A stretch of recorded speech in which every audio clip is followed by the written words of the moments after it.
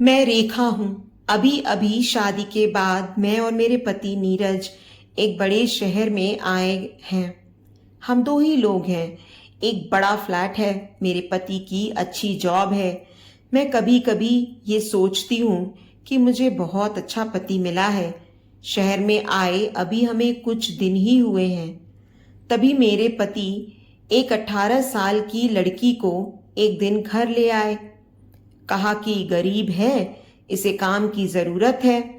मैंने कहा, ऐसा क्या काम है हम दोनों के बीच, मैं अकेली कर सकती हूँ। लेकिन उन्होंने बोला, ये यहीं रहेगी और कुछ काम करेगी। उस समय तो मैंने बोल दिया ठीक है, लेकिन किसी अजनबी जवान लड़की को इस तरह अपने घर में रखना मुझे कुछ समझ नहीं आया। वो भी तब जब मैं मना कर रही हूँ। रात मैंने सोचा कि उनसे पूछूं कि आखिर ये लड़की कौन है, लेकिन रात को जब मैं कमरे में गई तब वो अपने लैपटॉप पर मीटिंग में बिजी थे। जैसे ही मैंने दरवाज़ा खोला तो मुझे हाथ से इशारा करके चुप रहने को कहते हैं। मैं बिस्तर के एक साइड पर सो गई। सुबह करीब 7 बजे मेरी नींद खुली। तब मैंने देखा पतिदेव बिस्तर पर नहीं है। मैंने बाथरूम में देखा, वो वहां भी नहीं थे। दरवाजे के पास जाकर जब मैंने किचन में देखा तो मेरे पति हाथ में पैसे लिए उस लड़की को दे रहे थे और वो लड़की रो रही थी। वो उसे चुप भी करा रहे थे। पैसे देकर वो मुझसे मिले बगैर बाहर मेन डोर से निकल गए। मुझे अब कुछ समझ नहीं आया कि बात क्या है। थोड़ी घबराहट भी हुई। अजीब अजीब ख्याल मन में आने लगे। साथ ही यह भी ख्याल आया कि जो मैं सोच रही हूं ऐसा कुछ तो नहीं हो। मैं बेडरूम से बाहर आई। उस लड़की ने मुझे देखकर अपने आंसू पोंछ लिए। मुझे देखते ही वो बोली, मैडम साहब ने बोला है कि वो आज शहर के बाहर जा रहे हैं मीटिंग के लिए, कल शाम तक आएंगे। आप सो रही थी इसलिए आपको उठाया नहीं। मुझे कहा कि आपको बता दूं। मुझे उससे बात करने का बिल्कुल भी मन नहीं था, इसलिए मैंने उसकी तरफ देखा भी नहीं।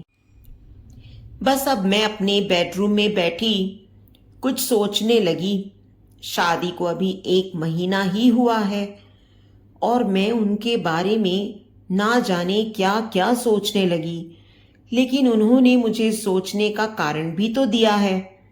एक तो ये लड़की वो अचानक ले आए, मेरे मना करने के बाद भी उन्होंने इसे यहाँ काम पर रखा और आज वो उसे रुपए भी दे रहे थे।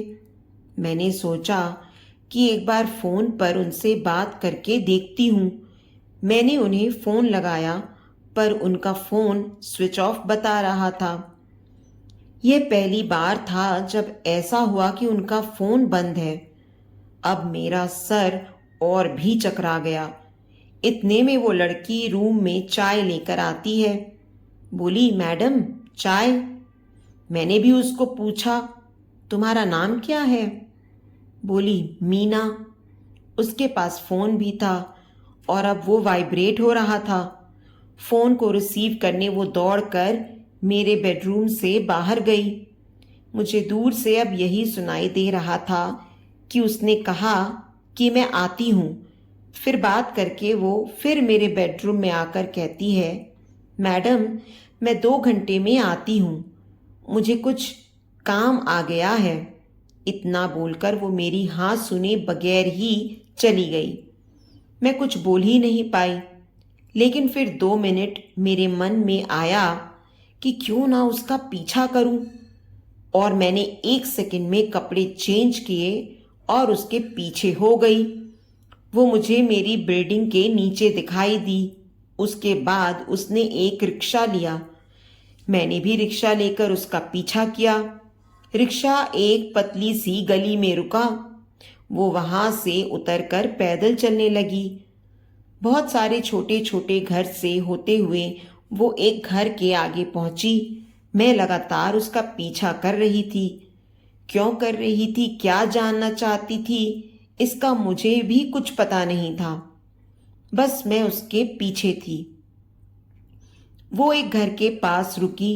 दरवाज़ा खुला और खुलते ही वो लिपट गई अपनी माँ से। जोर जोर से माँ और बेटी दोनों रोने लगी। दरवाज़ा बंद करना भी भूल गए। मुझे लगा कि अब मुझे सामने जाकर बात करनी होगी कि परेशानी क्या है। मैं उसके सामने गई। मुझे देखकर लड़की बोली, मैडम आप यहाँ पर? मैंने कहा, तुम्हारे साहब बोल गए थे कि तुम्हारा ध्यान रखूं। उसकी रोती हुई माँ बोली कि ऐसे इंसान बहुत कम मिलते हैं। मैंने पूछा, क्या परेशानी है, आप मुझे बताएं। माँ बोली कि इसके पिता साहब के ही ऑफिस में सिक्योरिटी में नौकरी करते थे। अचानक हार्ट अटैक से उनका देहांत हो गया। इसका एक भाई है, लेकिन उसे पीने और जुए की लत है। वो मेरे पास एक पैसा नहीं टिकने देता था। मैं अपनी परेशानी लेकर साहब के पास गई और उन्होंने पैसों से हमारी मदद की। साथ ही उन्हें जब मैंने बताया कि इसका भाई ऐसा है, तो उन्होंने कहा कि इसका यहाँ रहना सही नहीं है, इसलिए वो इसे अपने घर को ले गए। मैं इनकी बातें सुन ही रही थी कि उनका फोन आया। मैंने फोन रिसीव किया। नीरज बोले कि उनका फोन रात में मीटिंग की वजह से चार्ज नहीं था, इसके कारण बंद आ रहा था। मुझे पूछा कि कहाँ हो, तो मैंने बोला कि मैं उनके घर आई हूँ। नीरज बोला, हाँ मैं रात में तुम्हें बताने वाला था, पर मीटिंग की वजह से लेट हो गया और तुम सो गई।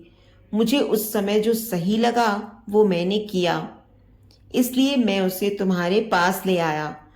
मैंने कहा, बिल्कुल ठीक किया आपने। लड़की को लेकर मैं फिर लौट गई अपने फ्लैट। अब मैं उसे और अपने पति दोनों को ज़्यादा प्यार करने लगी। तो दोस्तों, उम्मीद करती हूँ आपको आज की हमारी कहानी पसंद आई होगी। कहानी पसंद आई है तो वीडियो को लाइक और शेयर करें। चैनल पर नए हैं तो चैनल को सब्सक्राइब करें और हाँ, नोटिफिकेशन बेल को ज़रूर दबाएं ताकि अगली अपडेट सबसे पहले आपको मिले।